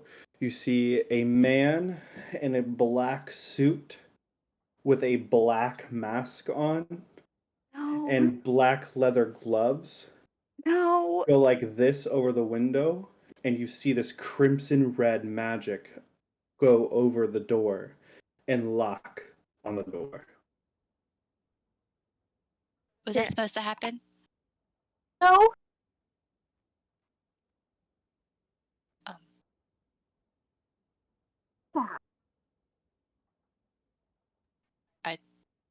I don't know if I want to touch the red thing. Will it hurt? Can you let us out? Is the guy still there? No, he's gone. He's walked away. Can we see if he's like done it to the other doors too, No. or just ours? Well, fish sticks. Now what we do? Oh no. Um, uh, I I want to cast message. Is she at least 120 feet away or less? Yeah. All right, she's gonna cast message to Baili. Okay. What does it say? The spell or what I say? Yeah, what yeah. What you Wait, which say. what did I say? Baili, I hope you're okay. We're stuck in a cabin, so good luck with the bomb.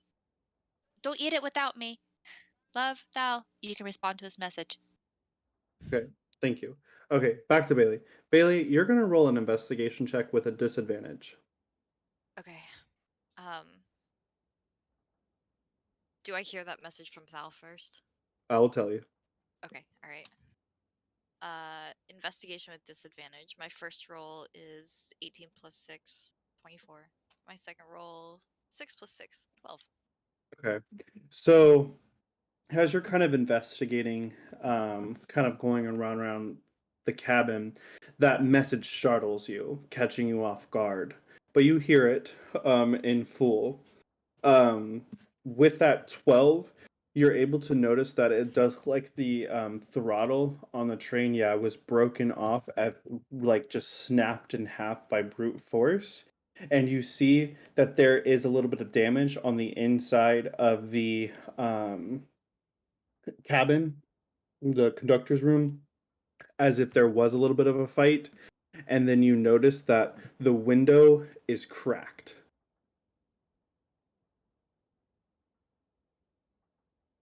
Um, she will not respond to Thal. She's just focused on what she's doing. And she'll pull the window down and look outside, see if there's anything. You pull down the window and you see that it's enough to get your, if you weren't to climb out, you could get onto it, and there is an iron ladder that would lead up to the top of the train. Um, yeah.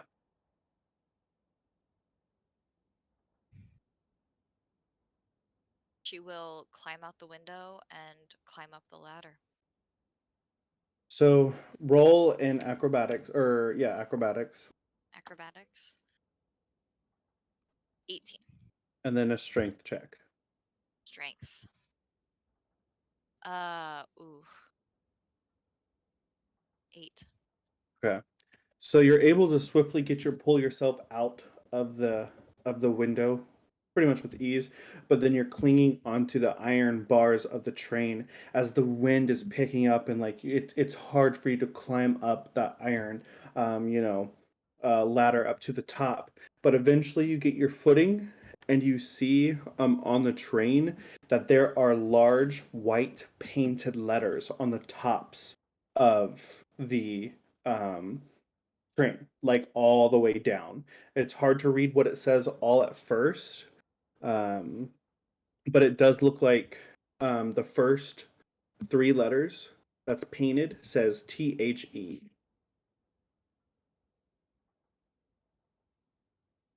Fuck.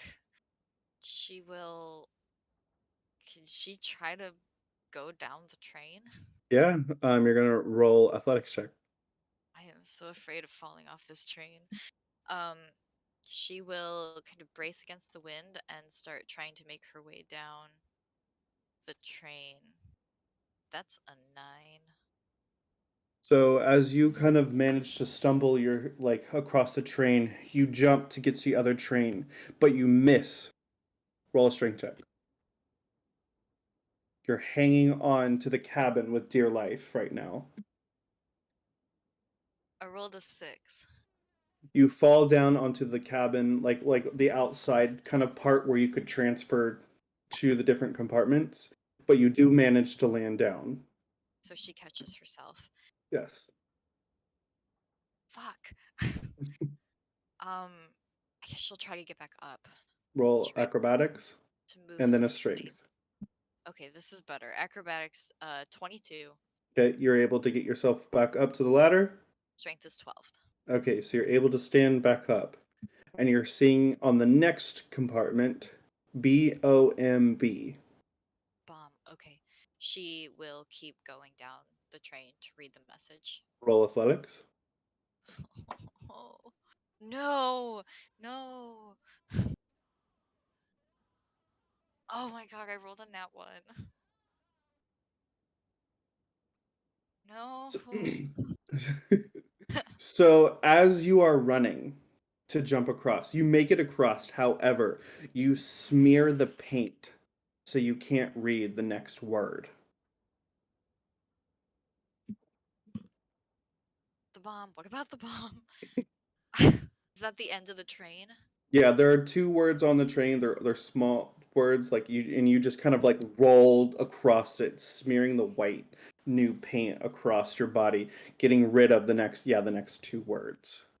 Okay, so like she fell into wet paint. Great. Okay, so the bomb something something. Yes, and then roll athletics. Okay. Athletics, that's a 13.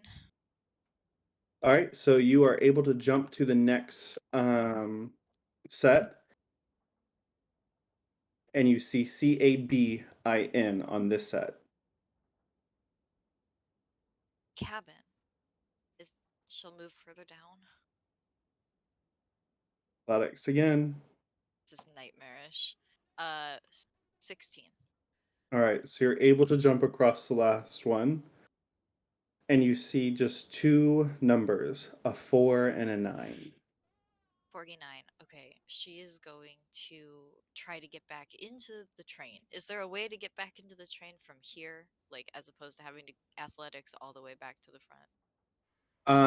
Yes. So you do see here that there is a latch that would go down into the cabin hallway, but it is locked. I'm also not trying to drop down into the cabin hallway from the roof covered in paint. Uh, there's no ladder.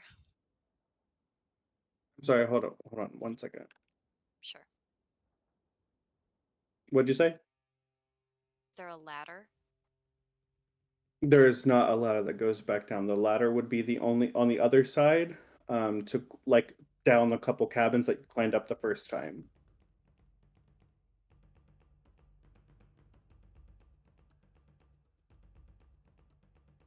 She's gonna try to make her way back to the front. Roll athletics check. Okay. Rolled a 10. So this time you're actually going to do it with disadvantage because I'm so sorry how the wind is pushing against you.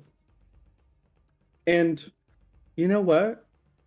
Something is on the next cabin. It looks like a dreamless. Shit. Well, I'll keep the 10 because my next roll was an 18. Okay. So you are able to get to the next cabin where there is a dreamless waiting to fight you. She will try to keep. Can she get around it? Can I try to just sort of? There's no way around it. Okay, then I will shoot it with my short bow. Okay. 16 to hit. That hits. What's damage? 4. Okay. 12 to hit. That be Tracy. That does not hit. No. All right, your turn again. 14. 14, actually 14 to hit. 14 hits. Also 4 damage. Okay. Out of 13, so back to you. 9. 9 does not hit. 10, back to you. 18. That hits. 5 damage. Alrighty, that the dreamless disperses, and as that black dust just like wipes right across you, as like the wind and of you battling train, nothing happens to you, but you're good. Roll athletics. Sigh of relief. And an 18 for athletics. You're able to hop on to the next cabin. Roll athletics again to the next part of the train. 16. You're able to get on. You're finally at the last cabin before the conductor's pit. Alright. A 2. All right, so as you jump, the wind like braces you, and you skid backwards down across the cabin. You manage to catch yourself right at the end as you're hanging on. Roll strength. 16. You're able to pull yourself back up. Roll athletics. 15. 15. You're able to get to the conductor's part. Roll acrobatics.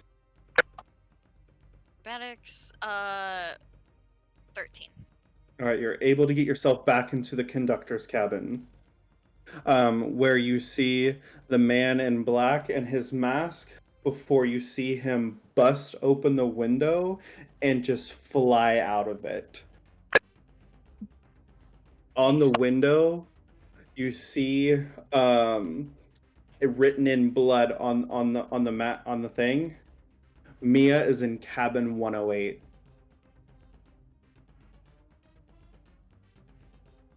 Okay, she is gonna kind of no longer so concerned about staying stealthy. She is going to bust out of the conductor's cabin and rush down the hallway to cabin 49. So you're running down the hallway, passing the numbers. People are like, whoa, like, just kind of like, what the hell is going on here? So you're just bolting and running, right? Pain, and just, you look like a bat out of hell. 20 passes, 30 passes, 45 passes. And finally you get to cabin 49, where you see your friends on the other side of the cabin and the crimson magic glittering over it. You got And then on the other side, you can see through the window. On the window to the outside, you see the man in the mask flying as he's writing another message on the window behind you that you can read, and says, "If you save them, Mia dies." What the fuck? Ah. Ooh. She'll try to. Am I? Fuck. I don't know. Oh. You Am I? have a very important tool with you. I do have an important tool with me. All right.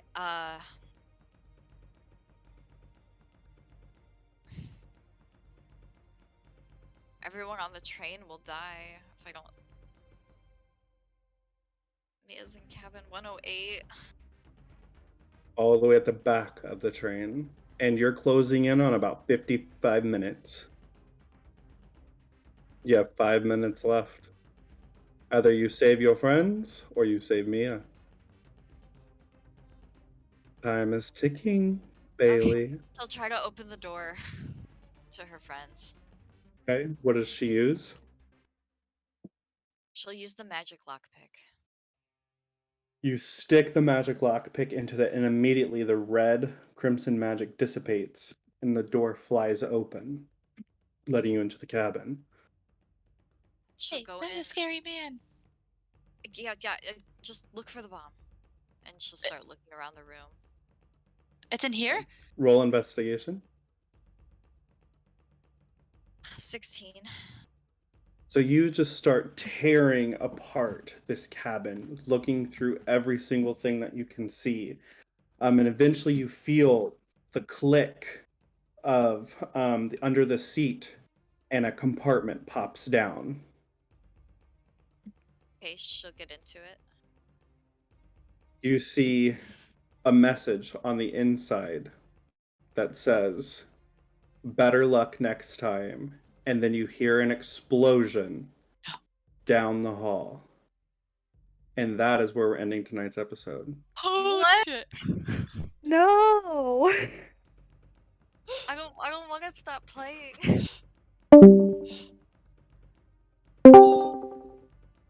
That's not fair. Oh. Honestly, I don't. Oh no.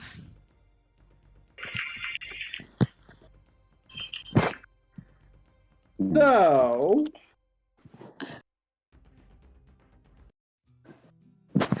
Well, that answers the question that the maid and Evelyn gave you. You didn't save Mia, you saved us.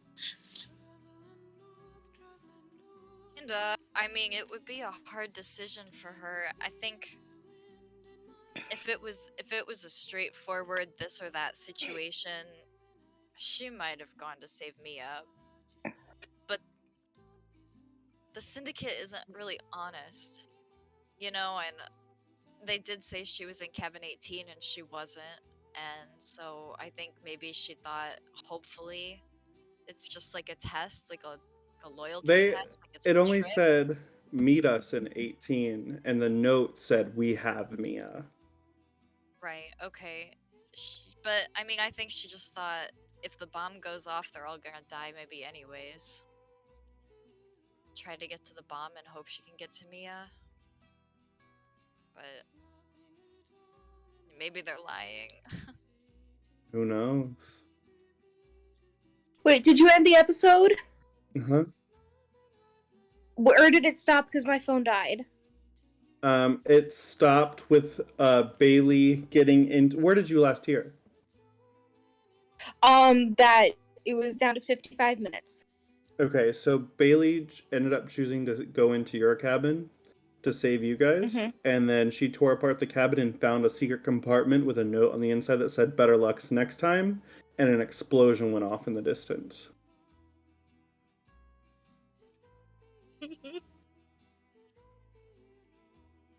Yeah. That was a Mia's very emotional dead? episode. Is she really dead? You'll have to find out next week.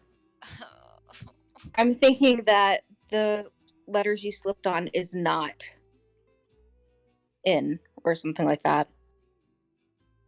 I don't think so. Like as Baili, I have to believe at this point that the Syndicate was lying. That it was a test about the bomb. You heard an explosion.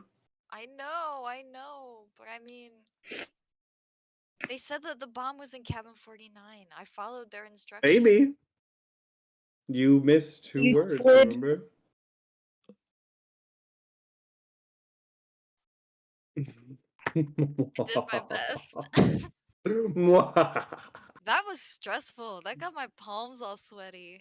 Oh my god, when I rolled the nat 1, I was like, am I gonna die right here? Right now? This is it. I wish I had my watch on to see how like high my heart rate was, because I bet it was not okay. That was awesome, Trey. Thank you. Thank you. Thank you. I'm glad you liked it. Yeah, that was a fun one for sure. Yeah. I really liked that episode. Yeah, this was a good Also, episode. in the middle of Liz or Baili jumping train cabins, my husband set off the smoke alarm. And it like full on put me in panic for a second. Whoops. So that's fine. That's Anyway. fine. That was I'm definitely okay. a roller coaster of emotions for sure. Highs and Jesus. lows. Yeah. My god, is she dead? Did I just kill my girlfriend? I don't know.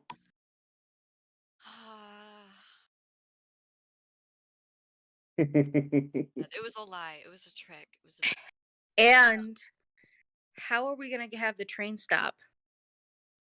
Because it's going to have to stop. We don't know that part yet. We just know No, there's we a bomb don't, but on I'm the train. speaking out, yeah. Well, Oh, there's an no. explosion, so I mean, the whole train might crash. Like, I mean, if you blow up part of a train. Yeah, we might feel that a little bit. Just from, inertia and debris. And Yes, my thought process was that if the bomb goes off, then, like, Mia might die anyways, like... lots to think about for a week to dwell